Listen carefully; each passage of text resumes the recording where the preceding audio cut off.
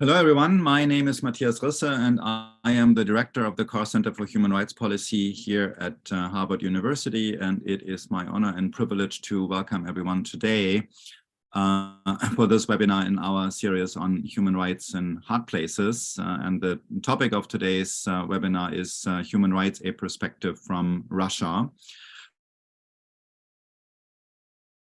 Here today to be here with Sergei Lukashevsky, who will be giving the talk on human rights, a perspective from Russia, and also with my colleague here at the Carr Center, Erica Chenoweth, who is a well-known expert for nonviolent civil resistance and the movements around them. And Erica and I will be popping back up after Sergei's talk, and we will have Q&A.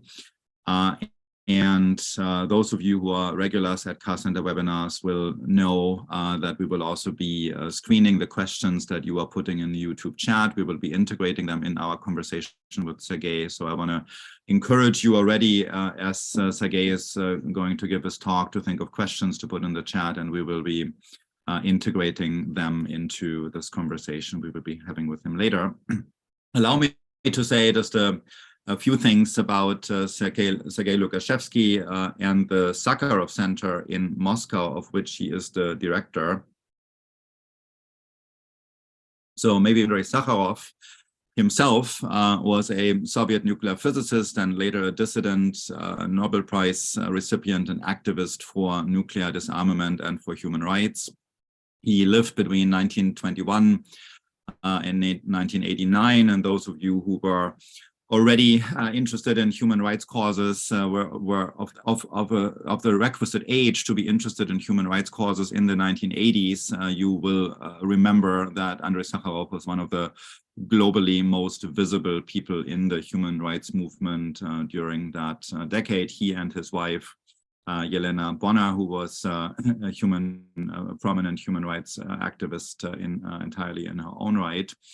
And in the early stages of his life, Andrei Sakharov, the major brain really behind Soviet thermonuclear weapons, and he long continued to believe that the development of nuclear weapons did help prevent, was in fact quite crucial to preventing World War III. However, since the late 1950s, Sakharov had also become quite concerned about the moral and political implications of his work, and then specifically also with a focus on non-proliferation, where the conviction was that some such weapons in the world would actually be quite crucial to preserving the peace, but that too many of them, held by too many actors in the world, would not. Then in 1970, Sakharov was among the 3 founding members of the Committee on Human Rights in the USSR. Human rights the center of all politics. So for him, human rights weren't just kind of an add-on to political activities, but he really thought that human rights should be the key mission of all politics. Then later, the Moscow-Helsinki group was actually founded in his very apartment in Moscow.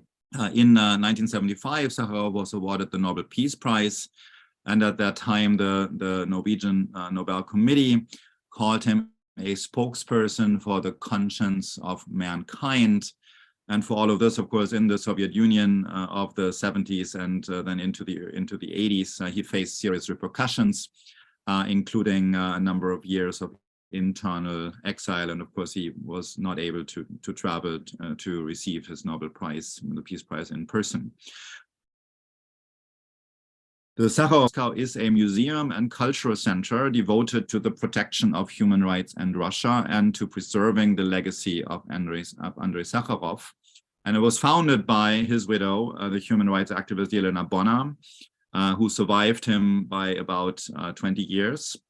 And was also instrumentally involved in making sure that some of his papers, a good amount of his papers that were already in the West were preserved. Here in Massachusetts, first at Brandeis University, and that collection is actually now with a number of other Russia-related collections here at Harvard University. Now, then in March 2022, so just a few weeks after the invasion of Ukraine, the Sakharov Center published a very about the about the Russian invasion of Ukraine on its website and condemned the war as an expression of the moral bankruptcy of Russian society. In January, in direct response to that, even though several months delayed, then in January 2023, so just a few months ago, Russian authorities designated the center in Moscow as a foreign agent and terminated all rental agreements with the Human Rights Museum and Cultural Center, basically evicting the Sakharov Center from its premises. Sergei Lukashevsky has been the director of the Sakharov Center since 2008. He is actually joining us today from Berlin, because you can imagine it has become increasingly difficult for him, people like him, to even operate in Russia, and especially in Moscow. And he has worked for a number of prominent human rights organizations in Russia, including Memorial and the Moscow Helsinki Group. And he has contributed in the process to the compilation of numerous reports on the human rights situation in Russia. And he is one of the most prominent faces of human rights in Russia altogether. So it is a privilege for us to have Sergei with us today under these extremely difficult circumstances. And again, I will also be joined later during the Q&A by my colleague Erika Chenoweth. But for now, without further ado, please join me in welcoming Sergei Lukashevsky on our screen. Sergei, over to you.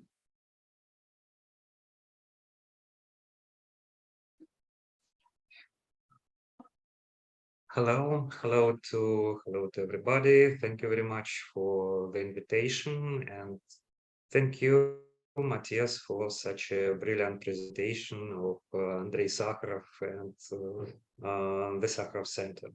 I only want to add several things. That Sakharov Center was put on the list of foreign agents in 2014, after the 2 years of existence of the law, and we were put on this list because of our program of public discussions, where the experts and ordinary people could discuss the most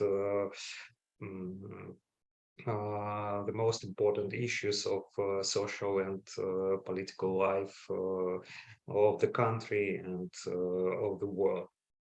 I will try to describe a picture of the situation with human rights in Russia today, focusing especially on the circumstances of the war situation, because it takes maybe hours for describing the situation with to give you a full picture of the situation with human rights in Russia. And for these 30 years, which during these years, I had an opportunity to monitor the situation and to take part in numerous reports about the situation with human rights, situation with tortures, situation in prisons, with women's rights, LGBT rights, and so on.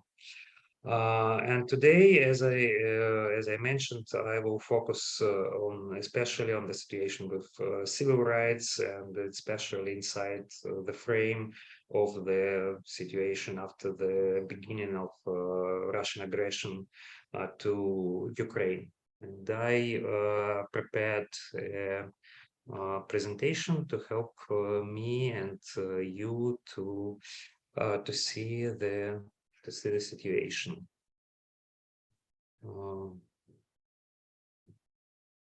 So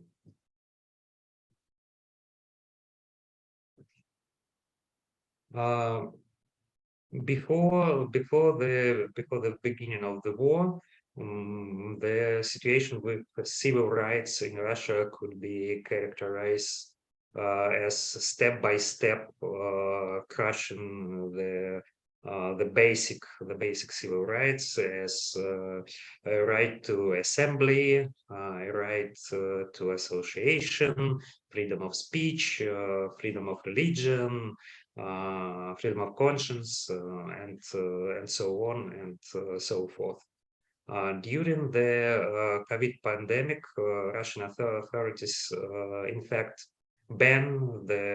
absolutely ban the right to peaceful assemblies, right to demonstrate, right to make some pickets, standing with lonely standing with slogans and things like that. The last significant demonstrations protesting against the Vladimir Putin's regime and his policy was in the beginning of 2021, after the prominent Russian oppositional politician Alexei Navalny returned to Russia and was arrested. And during this protest, a lot of people were detained and beaten by the police. And before these events, as maybe you know, Alexei Navalny was poisoned in 2020 August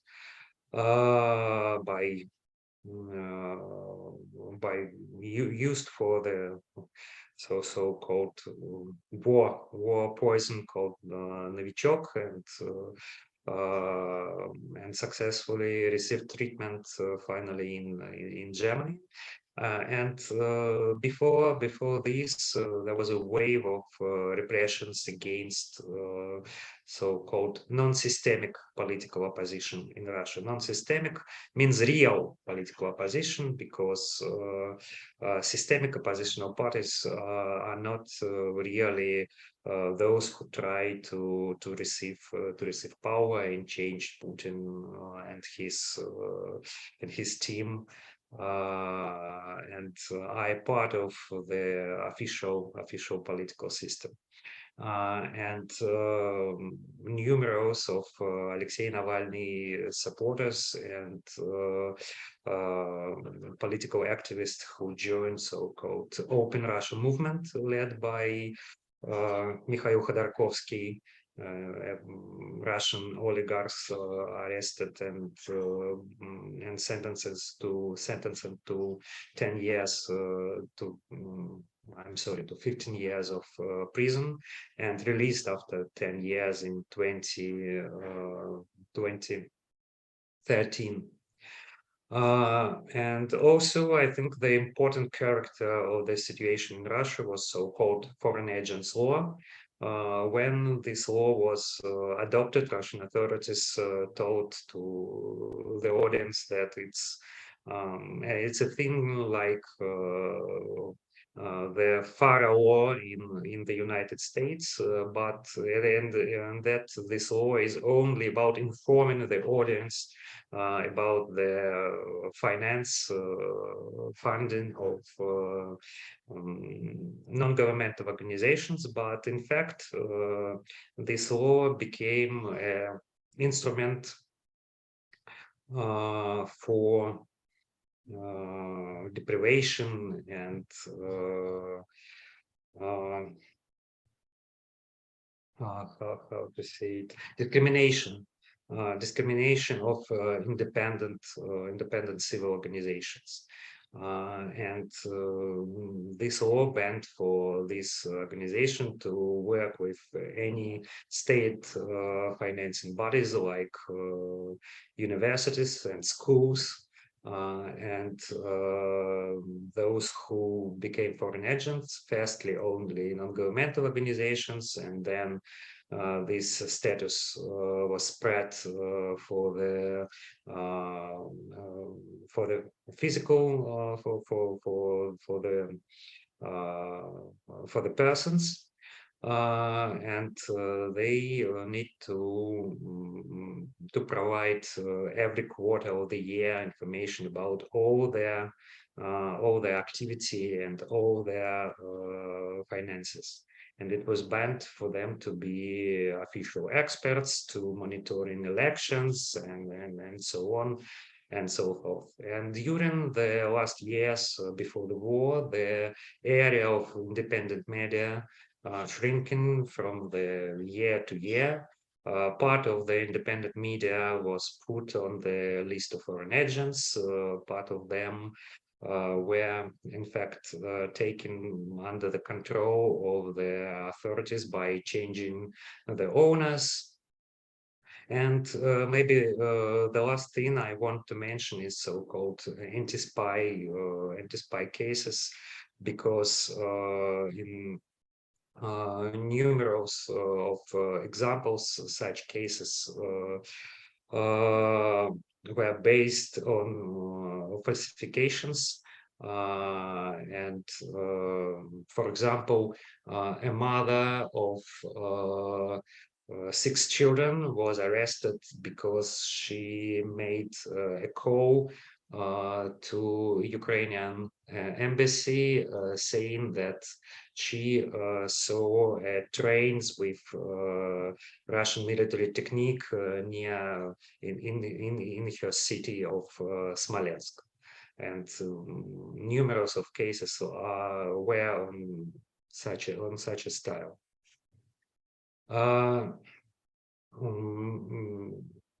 After the beginning of the war, in fact, several days of the beginning of the war, Russian authorities started to change the legislation, inventing the more serious punishment for a lot of things. They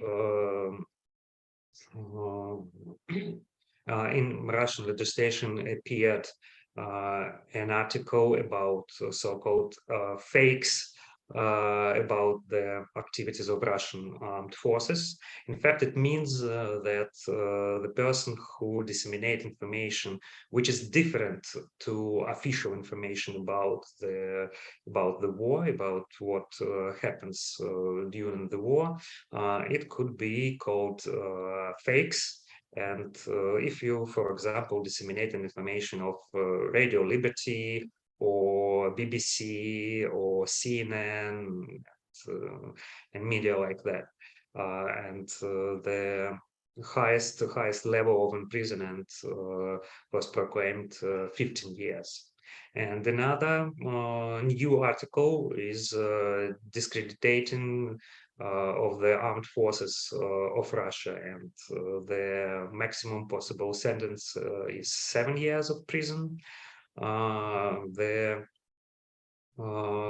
possible sentence for the treason to the Russia, treason to the motherland, became up to the life imprisonment. And below I will show what it means to be to make such a treason in reality. And another important thing is to refusal to fulfill the obligation of foreign agent. And this possible sentence was made up to 5 years. Cooperation with undesirable organization, it is another new special status in Russia, which focused on foreign organizations, charity foundations, think tanks, and the non-governmental organizations and commercial organizations, which are the legal entities, for example, for Russian media in exile, like Medusa and others. So cooperation with such undesirable organizations if you cooperate with such an organization, you could be punished up to 6 years of prison.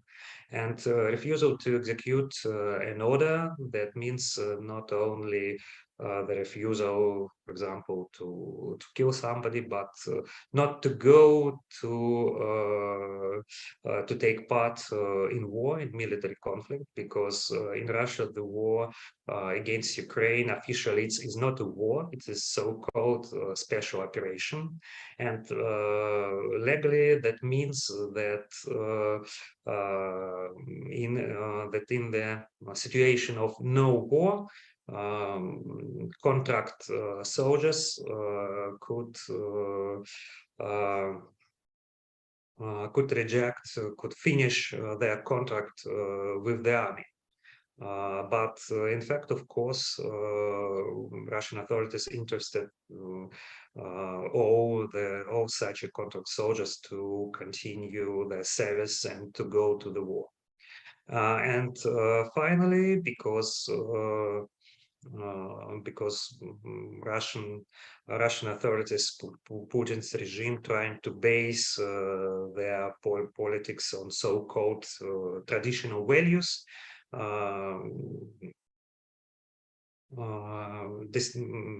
Additionally to this legislation which banned the free speech about the war and refusal of taking part in war conflict and so on, they added to the crime code the article against so-called LGBT propaganda. The propaganda of LGBT equality could be punishment by fine up to $125,000 of dollars. And of course, the main picture of Russian society after the beginning of the war is supporting of official of the state policy by most of Russians, and authorities try to show that almost all of the population supports their policy and the war against Ukraine. But the situation with sociological situation with the supporting of the war is quite complicated, and very important thing is protests against the war. And Russian human rights defenders monitor the situation with such a protest, and they say that 19,000 of people were detained because of anti-war protests. More than 18,000 of people became defendants under the administrative cases relating to the anti-war protests.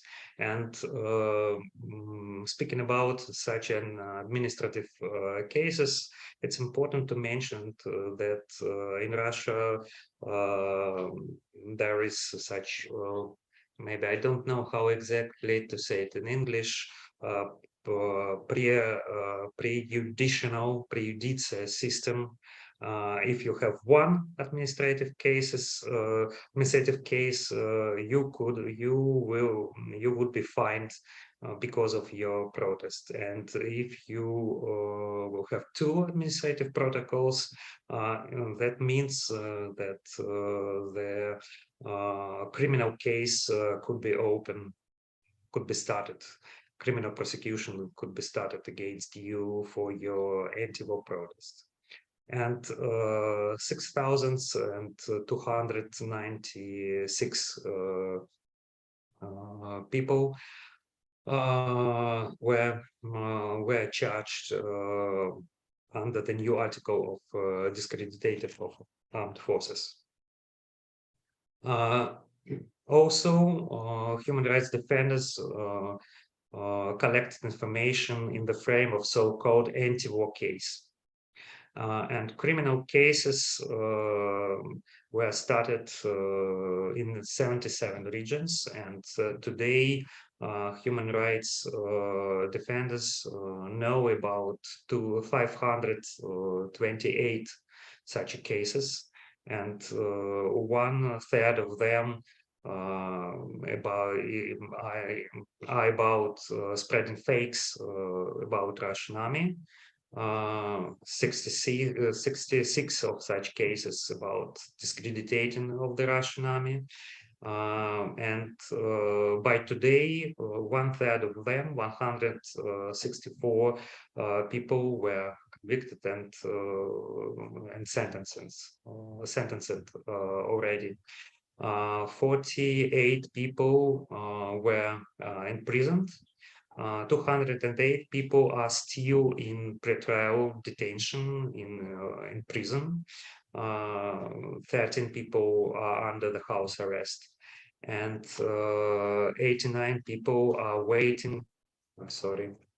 Are waiting for the sentences without losing their freedom. And also we know about 500 cases about refusal to execute an order, and we don't know exactly how many of such cases are about rejecting to go to the war, because most of such cases are secret. And you can find more information about these repressions for anti-war positions on the website of OVD-Info. They are the most important human rights media project about the repressions, about the political repressions and repressions for the freedom of assembly. And I want also to mention the highest, the most cruel sentences because of the anti-war position, and which could show that the Russian repressive system became more and more cruel, especially during the last year. I think the most dangerous is the sentence to Vladimir Carr-Ryan, 25 years of prison. It's just the same symbolically, it's very symbolical sentence, because it is just the same as the sentences which were during the Stalinistic repressions from 30s to 50s of the past century. And Vladimir Carr-Ryan was sentenced for so-called treason to the motherland, but in fact, his crime was that he made several lectures, several speeches in different places in United States and other countries, saying publicly about the politics of Vladimir Putin's regime, about repressions, about corruptions, and of course against the war. Ivan Sapronov, Russian journalist, was sentenced to 22 years of prison. It is not a criminal case because of anti-war position. It is one of the so-called spy cases. But the fact is that Ivan did his journalistic work, investigate the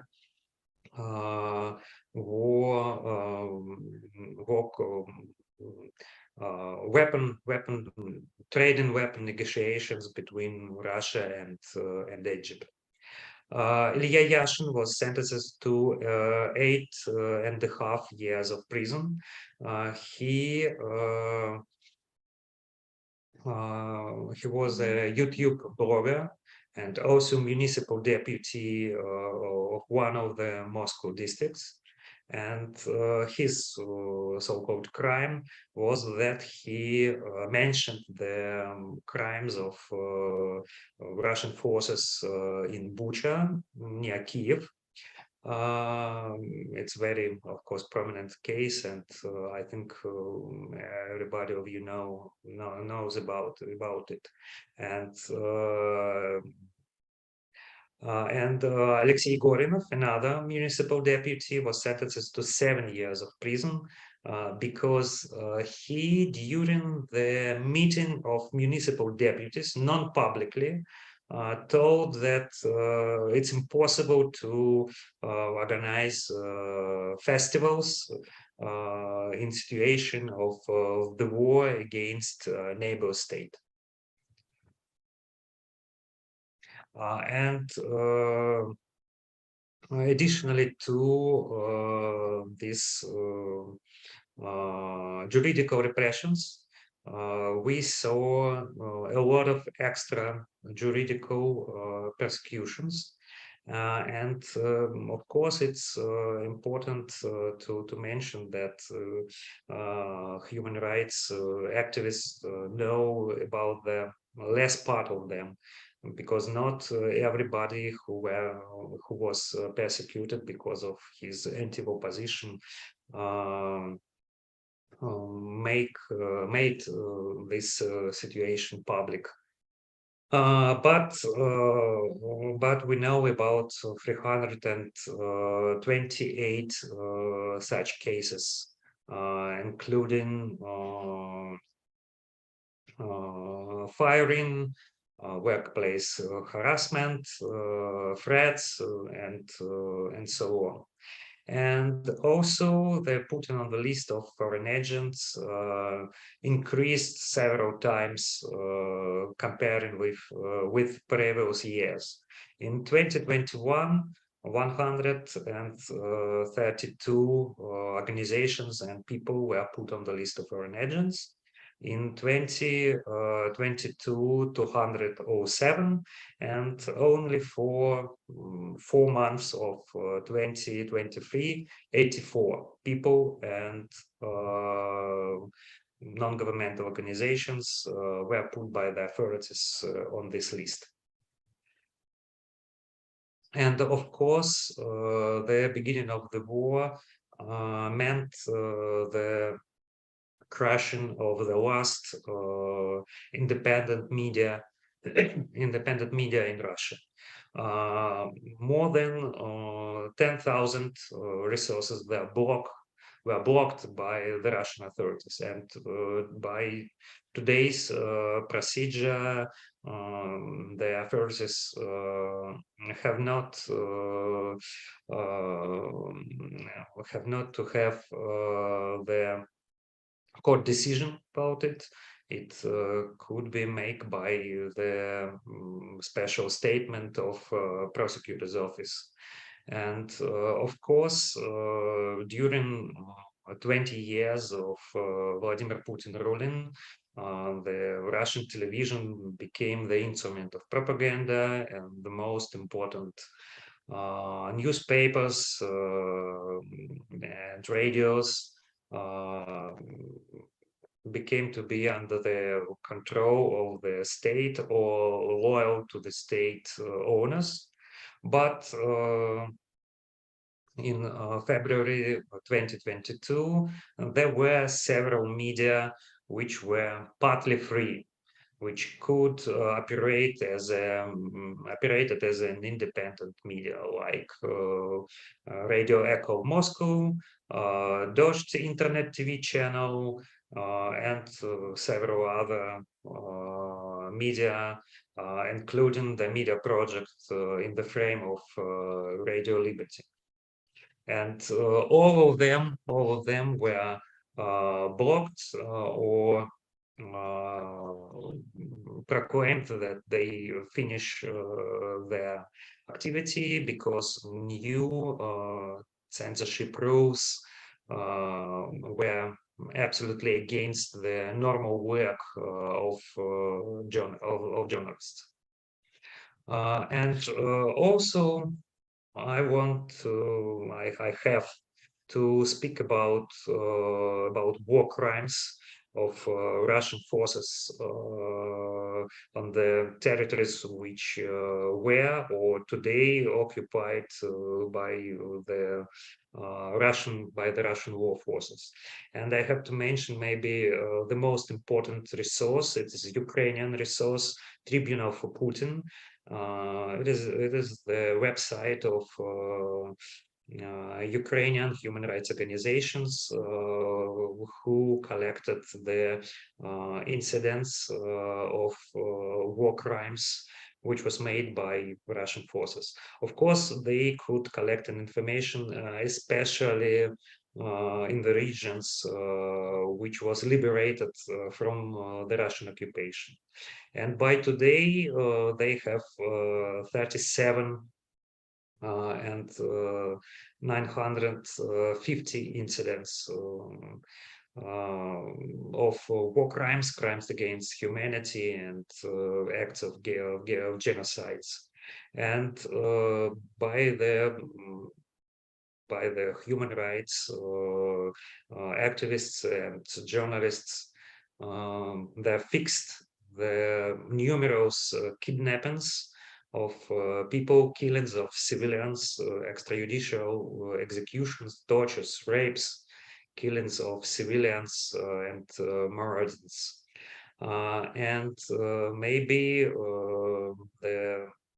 one of the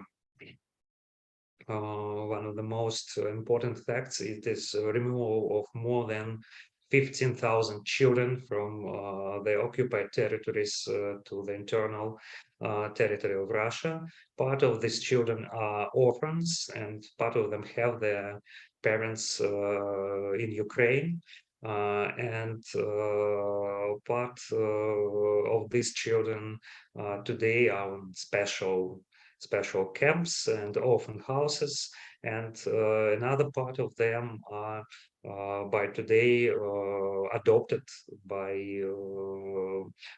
in Russian families. And as you know, the International Criminal Court issued the order of arresting Vladimir Putin and Russian children ombudsman Maria Lvova-Belova because of this removing of the children. And another part of this crime, of this act of genocide, is that these children are in Russia. A huge part of them are in Russia under the process of brainwashing, because Russian authorities tried to make Russians from them and to dismiss their Ukrainian identity. And so I prefer to stop on this. Of course, it's not the whole picture of the situation, but maybe I will add something during the Q&A.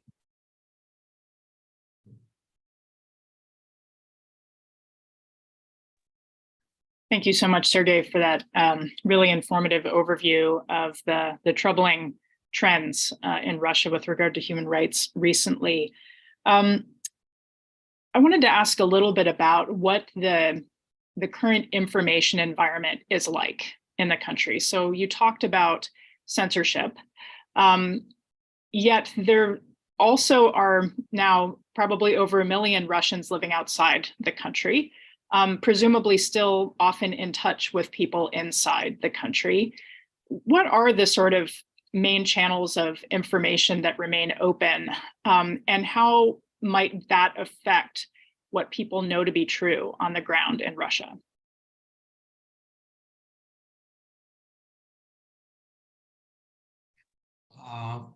Besides of blocking numerous of independent media, Russian authorities also blocked Facebook and Twitter and proclaimed them extremists bodies. And in fact, most of Russian and not most of Russians, including those who prefer to find the news in the internet, deals only with which resources, the resources which is open to them in Russia. And so most of the population don't know a lot, don't know true information, don't have true picture about the situation in Ukraine and the picture of this war. But Russian media in exile provide information that their audience is something about 15 millions of people. And I think it's very closer to the reality, because it corresponds with the number of those who say during the polls that they're against the war.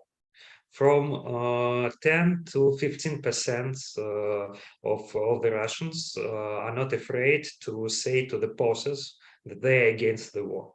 And it is something like 15 millions of adult, 10 to 15 millions of adult people. And of course, the most indoctrinated Russians, most brainwashed Russians are the people of the oldest generations. And if we're speaking about such polls, we see that 90% of those who are older than 50 years old support the regime, support the Putin, and support the war. And speaking about young people, people before 30, for example, years old, only half of them support the Putin and the war. And as of course they are the most they have a lot of capacities in using internet, in using messengers, and using VPN, and so on and so on and so forth.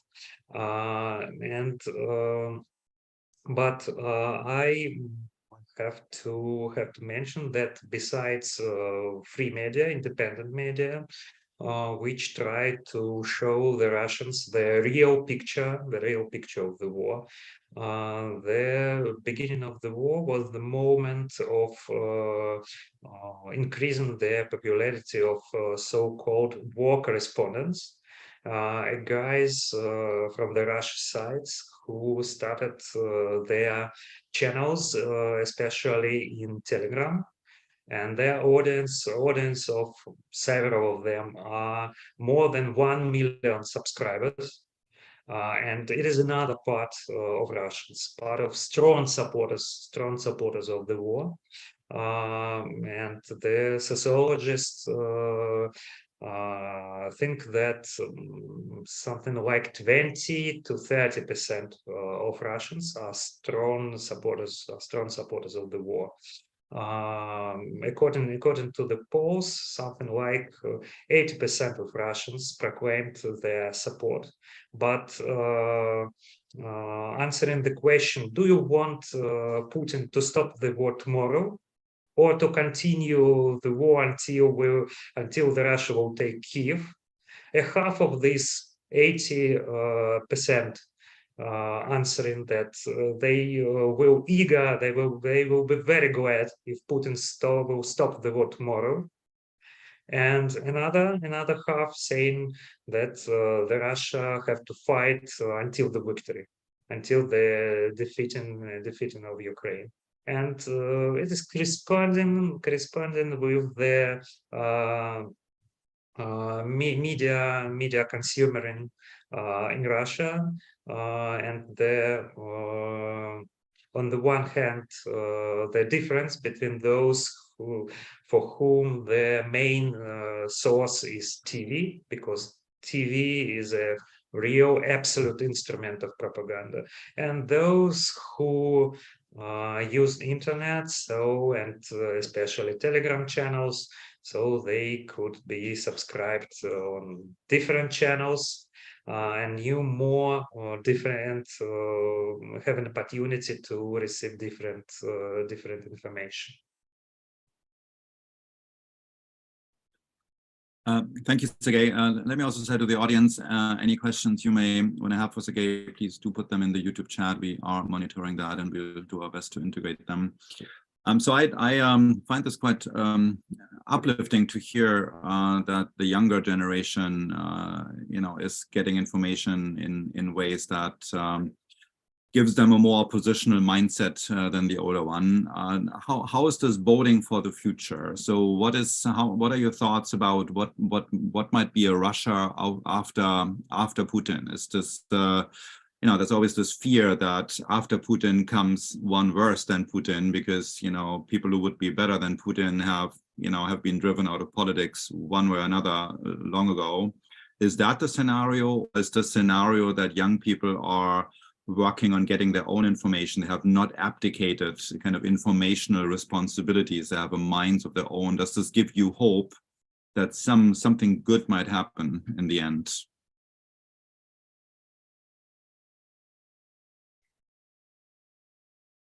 Very difficult question. On the one hand, I'm a historian, so I'm under the influence of the history parallels, and so the main parallel is the death of Stalin, and after Stalin's death, the Soviet regime stopped mass political repressions and became a bit liberal than it was before. But we have to try not to be under such an influence.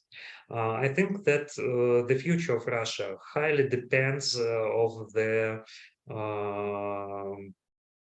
how this war will finish. If it will finish by the victory of Ukraine, maybe not absolute victory, but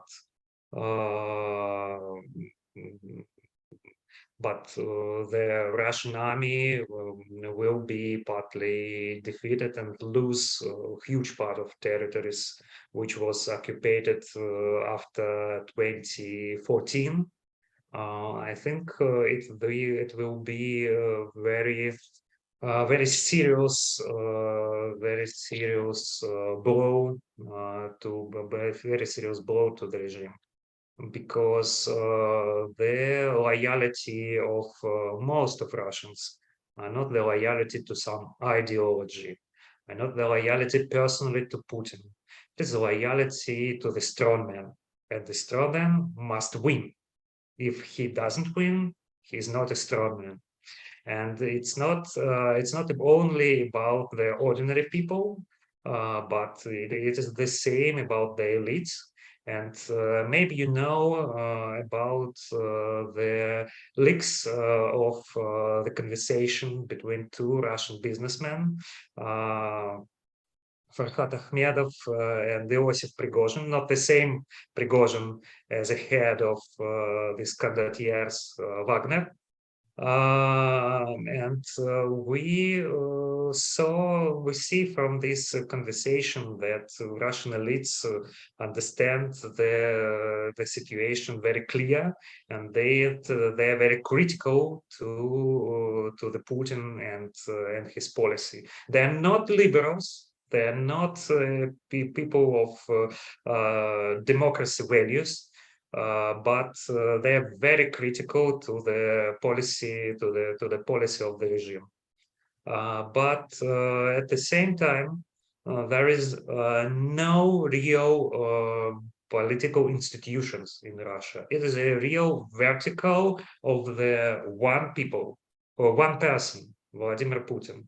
And I was many times asked why there was no something like Ukrainian Maidan in Russia.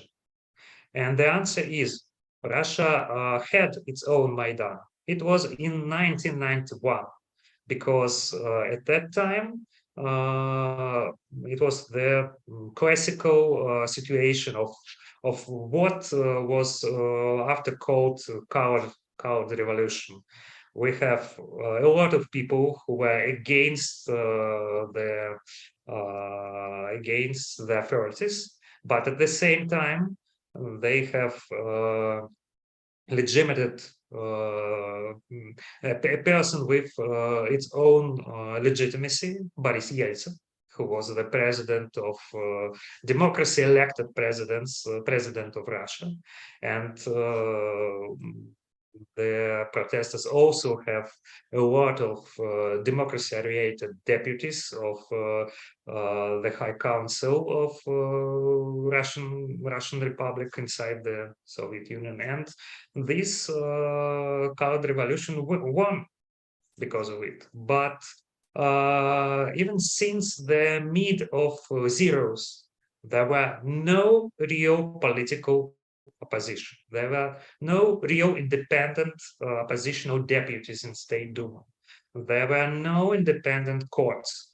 And most of media were controlled by the authorities. So today there is no chance, in my opinion, for Russian to massively raise against the regime.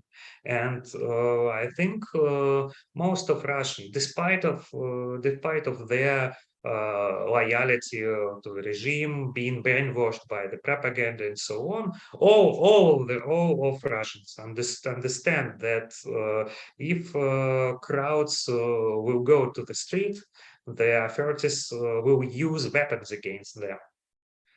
If Russian authorities were ready to start the high scale war against the neighbor's country with bombing of the cities and so on, they will use weapons against the Russian protesters without thinking a minute. So only the defeat on the battlefield could be the reason for erasing of the regime.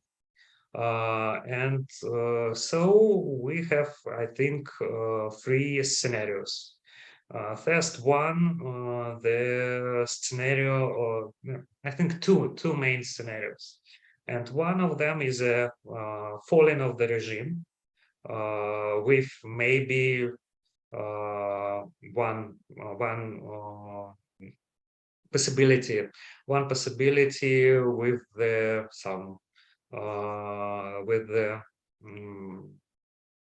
starting of creating something, some democratic reforms. But another alternative is the starting of the civil war. Of course, there is no, in today's Russia, different social groups like it was in the beginning of 20th century. But we have several army forces, official army, and a lot of private war companies, not only Wagner, but a lot of others. And Ahmad Kadyrov in Chechnya has its own armed forces. In fact, his own, officially not, of course, but in fact, his own armed forces too. And so I could predict a possibility of war clash between them, like it is today now in Sudan. And another scenario is that the power will be taken by a kind of junta, a kind of collective of oligarchs and high bureaucrats like Sobyanin and Mishustin. That could be not very bad option, because it is quite significant that they don't take part very actively in war propaganda. They mentioned war and everything around the war very rare. And I think it's their and they that they understand what they're doing, and they trying to save their biography of deep involvement in this war conflict. But on the other hand, we will have a huge cohort of so-called veterans of the war, who will want to receive new positions in the state system because they are veterans, because they took part in this war. But at the same time, we could notice that a lot of bureaucrats organized to them a kind of short trips to the war territories, working there for several months, and after that receiving new positions like regional governors and